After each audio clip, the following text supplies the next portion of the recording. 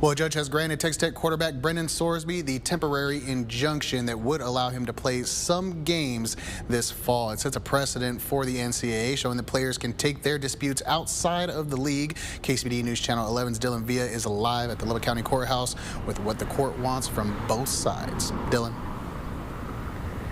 Josh, we're told as journalists to not over-exaggerate when describing things on air, but I can confidently say this decision made by Judge Ken Curry today will change the landscape of college athletics forever.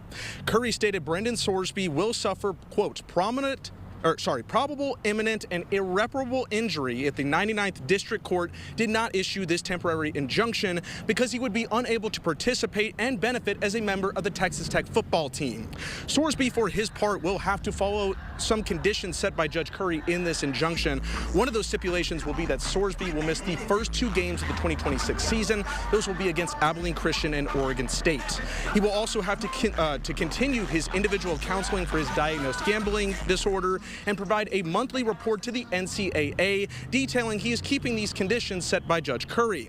Now, the NCAA posted a statement around 30 minutes after this temporary injunction was granted, and they were displeased to say the least. Quote, the NCAA strongly disagrees with the court's ruling in Sorsby's case and is deeply concerned about the damaging, far-reaching, and broadly destabilizing ramifications of this outcome, which undermines and corrupts the integrity of sports.